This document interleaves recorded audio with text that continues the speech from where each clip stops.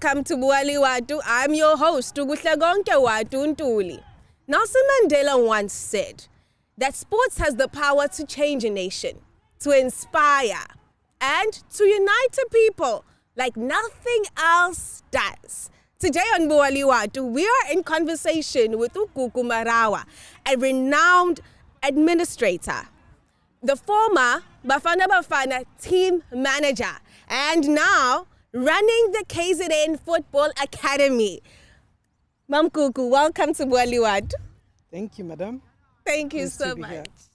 Now, a lot of people see sports and they see the outcome. Babona, the people playing on the ground, but they actually don't understand that there's so much that actually goes into it. When we're speaking about the sporting industry, we are now seeing people, someone is running to be, chairperson of a board. Please make us understand your journey and how you actually got to where you are right now. Yeah, thank you for hosting me. It's been a journey that has had a lot of ups and downs. But today we'll focus mostly on the ups and then try to smooth aside a lot of downs. Funny enough, I was introduced to football via my brother, because he used to go to school where they never allowed them to watch TV. Okay. So he used to say to me, record the matches for me on VHS. You don't know VHS, you're too young. You're too young to understand that. But the older generation will know what it was all about. And then initially I would just record and leave. Then one day I decided, let me watch. What is it that I'm recording? And as they say, the rest is history. I fell in love with the game. And from there, I worked my way towards being in the football space. Okay. I started off on the journalistic front. I joined Tandy magazine, which was a women's magazine, but with the understanding that we will start a sports section. But after 6 months, I could see that people had no intention of going that route. So I had to find another way, because in life, whatever your plan is, if the doors are not open at that time, you need to create an alternative trip. An alternative trip. And that's what I did. And then I found myself in Johannesburg, working for the Sports Trust, in its inception, when Nedbank started the sports trucks with the sports department and everybody that went into that. And I worked with the National Sports Council at the time under the late Mvuzo Mbebe. And as I was working there, an opportunity presented itself to work with Sasol, who were sponsoring the under-23 national team. And that's how I got in, because they were looking for a PR agency. And given my journalistic background, I was able to write and communicate and do all that was required, because my strength is mostly writing. Wow. So I started that journey. Yes. And I worked with the under-23 under a PR company. And that led me to working with SAFA, obviously. Wow. And then in 2000, I got an opportunity then to work at SAFA. And my first match was South Africa versus France at Ellis Park. The pressure, unbelievable. But it was a good way to start. It was a good way to start. It actually put you right into the mix of everything. Wow. And yeah, that's how I started looking into football. Now, a lot of the times when people look at football, they have the perception that it's all about the play.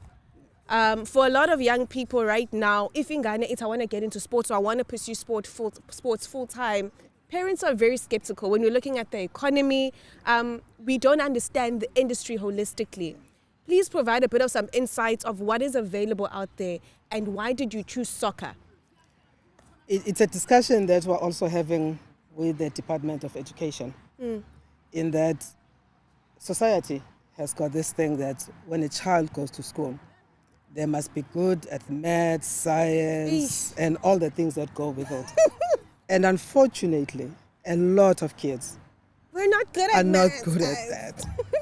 And football, in this country, they take football as entertainment. Yes. Football is not entertainment. Football is a business. Sure. And so for kids, if a kid is good at school, a pathway must be created for that child at school level so that you almost take sport as a subject. You are not good at maths, you're not good at that, but you're good at football. Yes. And therefore you must be given an opportunity. And some sort of an environment must be created for gifted players. Okay. So that they're able to transition from school sport to academies and all the people who develop players up to professional football. Because professional footballers are doing jobs. Yes, it's a full-time job. You wake up to job.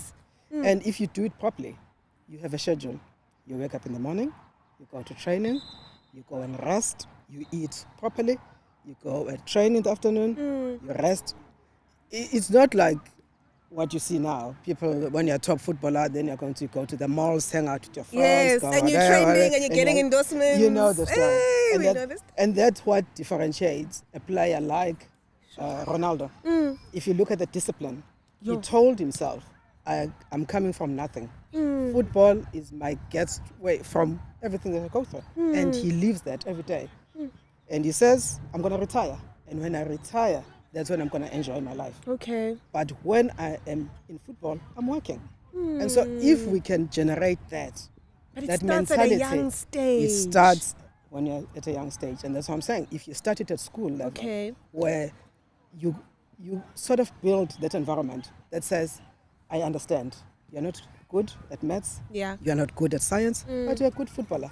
This is the way that we, as education, are going to support you, so that you are then able to go to the different stages and ultimately be able to get where you want to go. Similar to the arts, a lot of people respect the arts in that at least we're seeing a lot more people on TV. So a parent would take a child and say, go to a drama school, but you still have to do other subjects. Now, I love that you're saying that there are gaps. This is what I'm hearing, is that in our education system, which is broad-based, this is where we should be developing young people's ambitions, identifying talent.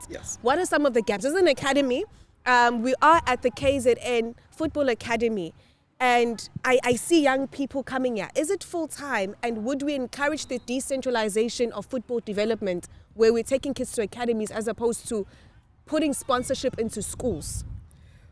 I think the concept of academies in South Africa, we still have to iron it out. Okay. Because we've got a lot of academies that are mushrooming everywhere. And as a result, SAFA is trying to regulate so that when you say you're an academy, then you must tick certain boxes. You have to have a center, a gym. You know, you need to tick different boxes so that you are regarded as an academy.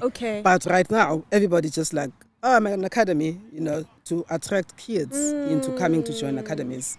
And unfortunately, very few academies in South Africa have the infrastructure to be able to sustain or to be regarded as a proper academy.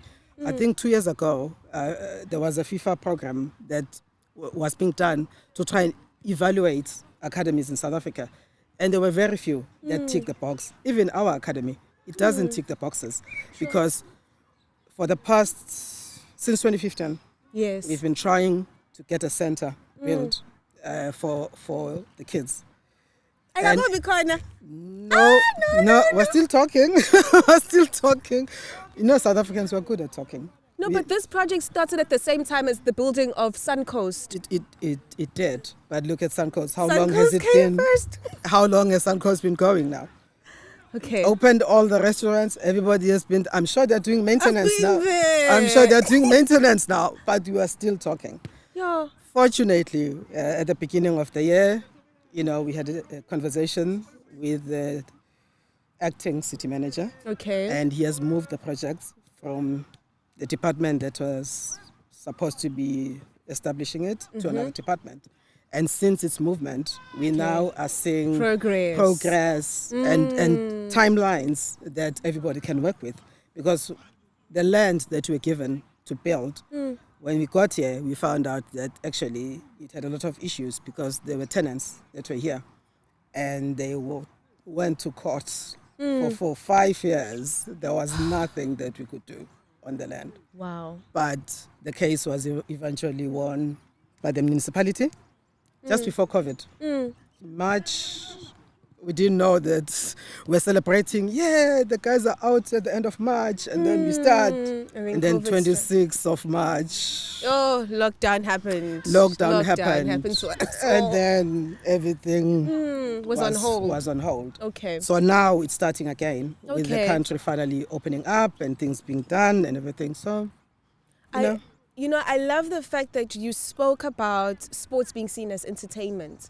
And a lot of the times when we do see it, when we speak about it in political spaces, we say that it has the power to build a nation. Now, I would love for us to go back into what happened in the Eastern Cape, where young people were at a club. Young people were partying, they were drinking, and some lost their lives. Yeah. As someone who's in the development space, I believe that sports teaches us discipline. I played hockey, I played netball, and you just know that you can't afford to be going to other places because you have a game on Saturday. You need to be training. If you're not training, you're doing your homework. Yeah. Are we understanding the capacity of sports in the way that we should when we're speaking about nation building? Are we building young people? Are we building, we're trying to unite and gather people? I think until we change the mindset around sport as an industry and what it does, because take away the players, look at the industry itself, the number of businesses it supports. I mean, you look at the kids that are playing. What are they wearing? Kids. They're playing with a soccer ball. Somebody has done the goalpost. Someone locally sewed together these, uniforms. So it's a whole network Wow. of things. Wow. Look at the media that report on sport. How many of them are there? Sure. If you close sport and you say, let's kill sport tomorrow, so many how many industries are going to close? Yo. And that's why when in Europe they were trying to start a super league, governments intervened because they said no. It's going to kill the local economy. Because it's a symbiotic relationship that you have between everything that is in sport. And unless we appreciate that part and we just look at it, oh no, the kids are just playing. No. They're not playing. Yeah. There's a purpose to it. There's a point to everything. And if everybody could start there, you look at the Premier Soccer League, you've got 16 teams. How many people are in South Africa? So when I say to a kid, go and play football, what is their pathway? What are the chances of him actually making it amongst the 16 teams? And out of the players that are playing there, how many of them are foreign players? How many of them are naturalized foreign players? For a South African young boy who is coming through the ranks, what am I saying to him?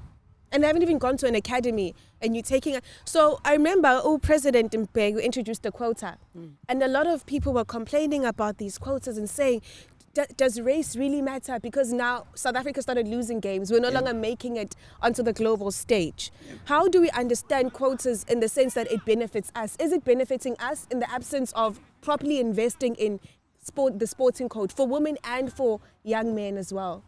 I think the point with South Africa is that we're good at looking at things in a way that suits us. Everybody, when the rugby went into the so-called quota system, everybody was jumping up and down and saying, it's going to affect the game, it's going to kill the game. But look at when South Africa won the World Cup, twice or three times, whatever and the number is. It was operating under a quota. Like the players who played there were regarded as quota players, but they were not quota players. They deserved to be in that space. But because before the space was closed out for them, then they were not given an opportunity. But as soon as a gap was created for them, then they were able to show what they can do. You can't say that it's quota. The person deserved to be there. It's just that the place was not open up. Now it's open up. Now I can show what I can do. It's not that I'm not good enough to be in that space. It's just that the space was not open. Now it's open. Now people can see who scored the tries, who did the work. They killed it. Cricket as well. Cricket, until cricket also embrace that notion that says if you are good enough to play cricket, you must be given a chance to play. They're not going to win the World Cup. The day they do that, it's the day they're going to prosper. We're speaking about quotas, but there's a huge, upset in the country when it comes to women representation in sporting administration, but also just the level of financial support rendered to women's sporting codes. We've seen Bananas doing a bit better than the rugby team. Yeah. But the rugby team is also doing so well. There was even a time where they couldn't even go to the Olympics because of Mali ayikho. How do we bridge the gap between two? There are no endorsements because there's a perception that female sports don't get support, people don't watch it, it's boring.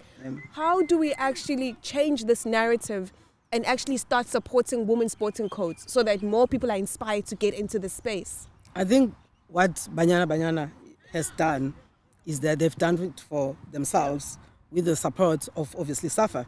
Because SAFA had a program at the High Performance Center in Pretoria for young girls. But now people, they never talk about that because it's easier to bash somebody because SAFA is measured according to Bafana. SAFA is not measured on everything else, including Banyana. So when Banyana beat Nigeria, nobody says, well done, SAFA, you've done well. Everybody's like, well done, Banyana, you've done well. No, but they are actual sportswomen. I mean, professional sportswomen. And if you look at them, most of them are graduates. Yes. And that is where you then equate education a bit and... Yes, the process that women have to undergo in order to become professional players. And that's the point. And when you look at, if you now do the maths, how many South African women are playing abroad and how many South African males? Women are killing it. And that is the thing. And that is why Hollywood Bets came in to say, we'll support the National League because they could see something that is happening. So the difficult part is to start. Once you start the process, then you start doing something, then some people then come in. So start the process of supporting young people. And growing those academies. You have to, because if you look at our academy, the next step is to do a women's program. Yay. But when you look at it and you say, okay, you're struggling as it is. We used to be supported by the FIFA Legacy Trust through SAFA. But the trust was wound up in 2019, 2020. And now everybody says, oh, COVID. But point of the matter is that if you can't support programs that you can see that something is being done, players are getting the opportunity. I mean, we had Thabo Cele, who played in the Olympics. He came through here. He played in the Under-20 World Cup. He came through our process. The latest was Spepelo Sitole playing for Bafana, and everybody was like, who is this player? Where does he come from? This came in an academy. And the point of the matter is that he's been waiting for an opportunity. Yes. And when the opportunity was given to him, he was ready for it. He was incubated here because that's another thing that if your talent is no longer nurtured, Usukadila High School, and you don't have a place to train you professionally, then you're actually going to go to a tavern and you are actually exposed to other social ills. Because what else is there? What else is there for us as because young also, people? As also parents, everybody is trying to make a living. Parents are working long hours, trying to make money to look after their kids. But in that process, a lot is lost. I mean, you look at our academy, there's still a huge gap between the support that black parents give to their kids and what white parents give to their kids.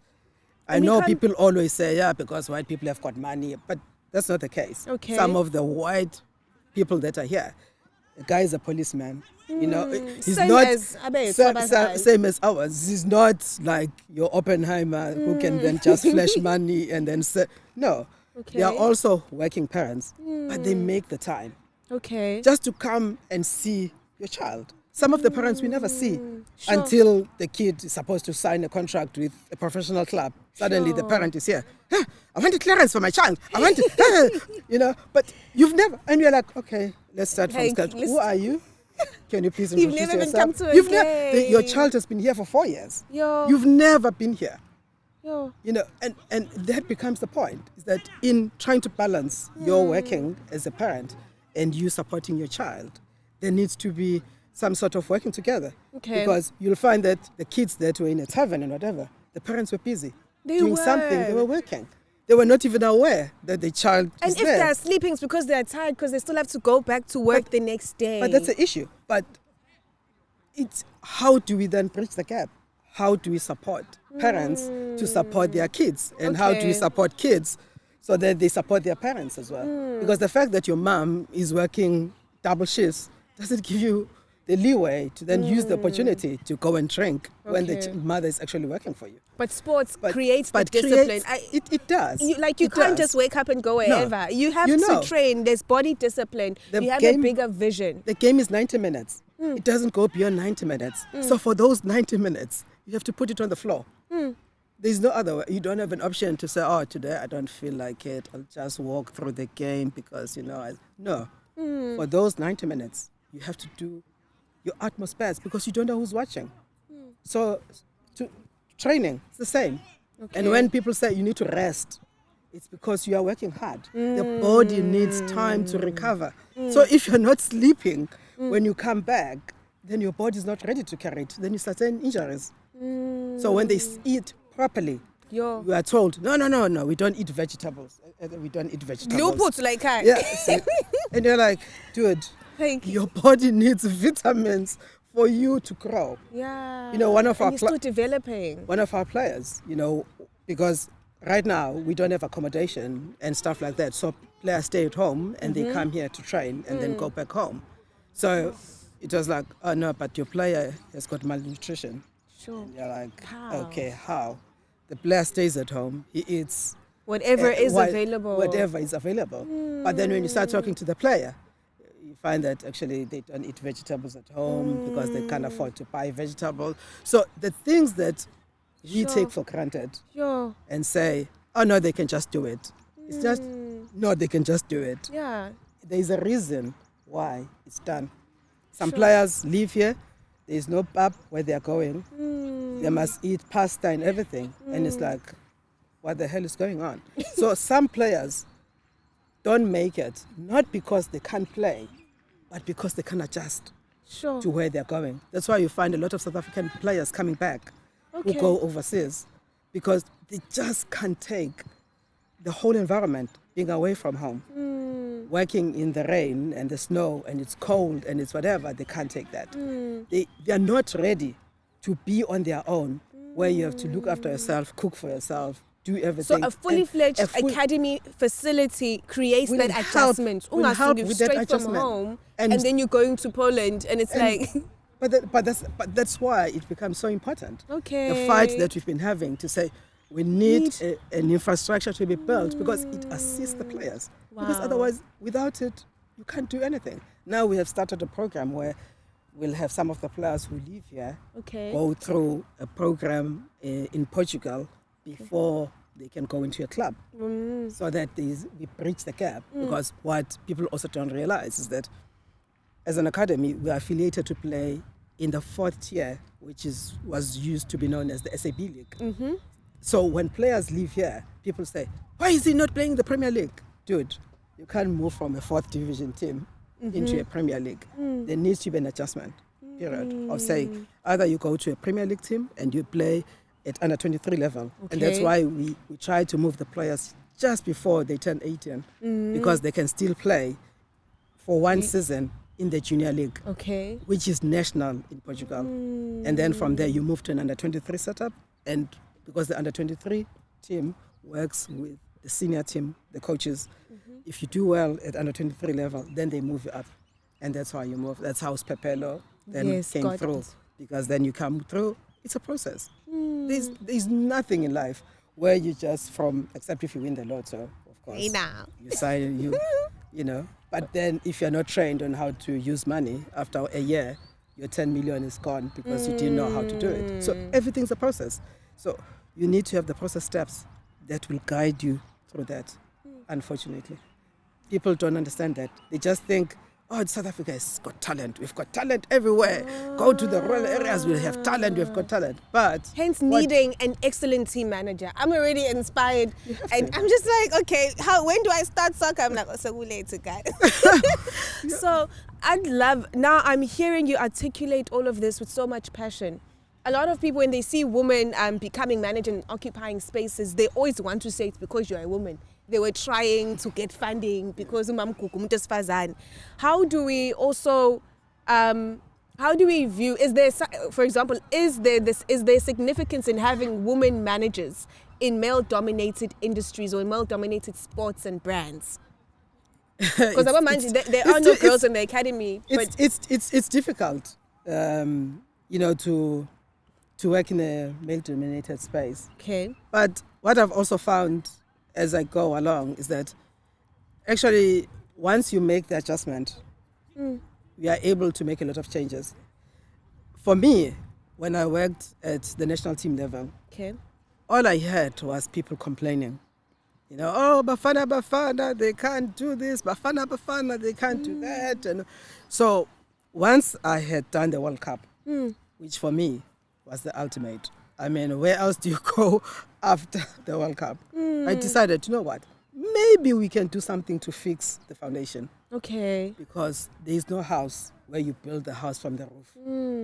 You have to build the house from the foundation. So if there's a problem with Bafana, let's fix the foundation. Because no matter we can stand, not a quick fix where we can stand on top of the mountain until we fix the foundation. Yo. Bafana ain't going nowhere. You will change the coaches. You will say things about suffer this, suffer that, get rid of Danny, get rid of the executive, get rid. But what are we doing? Did it matter to you that you are a woman? Because a lot of times it's like when we get to work, we're working. People assume that you're working because you're a woman. You're carrying so many identities. And automatically when I see you, I want you to carry a mission for women. I want you to say, I'm a woman and women must, we need more funding for women. We need to include more women. For you, how was it like? Or did you carry that mission for women inclusion? Or were you saying, in the space that I'm in, let me work with what I have and maybe later fix banyana and, try see what we do?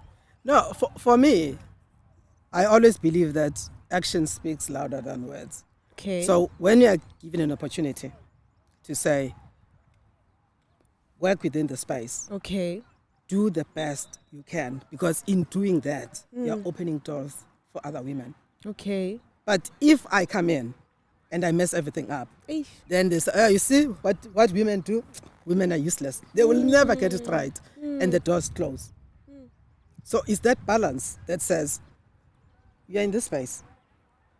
Everybody who looks at you, they're like, hey, the woman is doing a good job. First of all, the woman is doing a good job. And then secondly, she's great.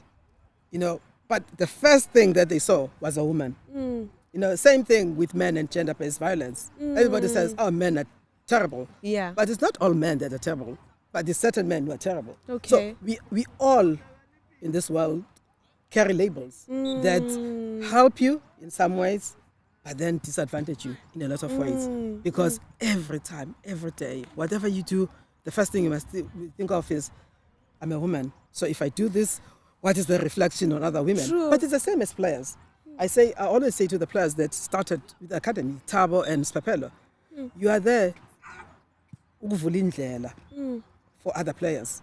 If you do well, you behave well, yes, you give it your best, then what do they say? Players are from South Africa. Let's go and get players from South Africa. But if you come in and you mess everything up for everyone, you close the doors. Oh, those South African boys are ill-disciplined. Ill-disciplined, we don't want them here. You've closed the door for all the kids. So it's the same everywhere.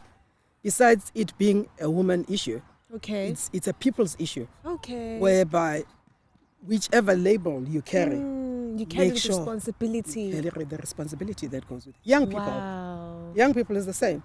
Everybody says, oh, look at politics. It's old men, whatever. They must leave. Yeah, but look at the young people who are given opportunities to lead. They're doing well. But not all. But others close a lot of doors for young people. Because then people say, oh, is that what young people do? So instead of doing this is what they do. Then they close the door. You give people an excuse. To close the door. But what is the excuse? I'm still trying to get to, what is the excuse for not funding women's sporting codes? They get less money. Is it really to say people don't watch it so it can't get sponsorship? That's how it started with television. Everything was driven by television. Okay. The ratings. So when there's a woman game that is being played. Okay. How many people are switching on their TVs? Why don't they switch on their TVs? Because the quality of play is still there. Right now, it's changing. Okay. Banyana is changing. Okay. Banyana will probably overtake Bafana at some point in terms of the support they will get. Because they're doing well. People love winners. People like you don't want to keep crying after a game. Like, I get it. People love winners. Yes. And when Banyana was struggling, nobody, it's your women thing, go and sort it out. But Banyana is winning. So Hollywood Bets is coming in. They're putting the money in. Okay. And that's how it all goes. Okay. You start, Okay. the same thing with us. The more we take out players that are going to go out, we're hoping. A lot of people are going to say, they're actually doing good work. Let's support them. But then when you are in this space, everything is around the politics of sport.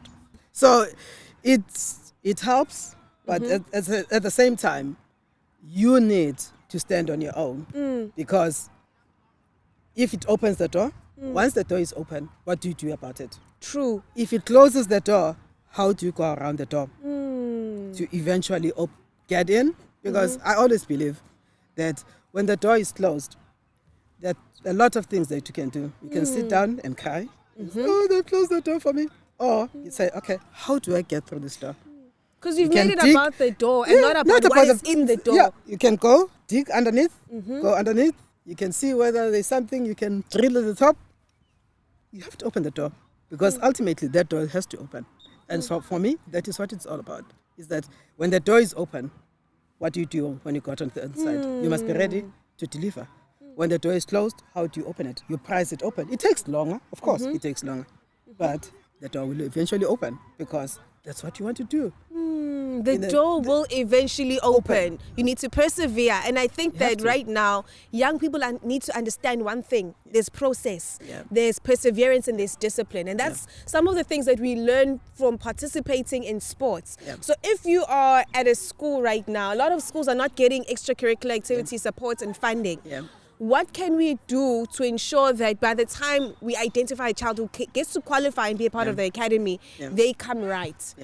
How do we transform the schooling system at this very moment? Because I'm looking at a child who's like, yo, you guys, I'm so inspired right now, but in my school we don't have sporting codes. We do have soccer, but we don't have a women's league, or it's just netball, and that's not my interest. I think KZN, if I just focus on KZN, we are lucky in that we've got a young, dynamic MEC for education, who is Msheng. He is going all out in terms of trying to rebuild the foundation that has been lost along several years of school sport. There are lots of facets around school sports which needs to be fixed, which with the conversation, the unions around teachers. Now teachers are here to educate, they're not here to coach. Teachers must work from this hour to this hour. Teachers must do, so there are lots of rules around what teachers must do. So addressing that will help level the playing fields. Giving the opportunities, they are starting now. Thursdays will be regarded as school Thursdays. Sport must be played across all schools on Thursdays.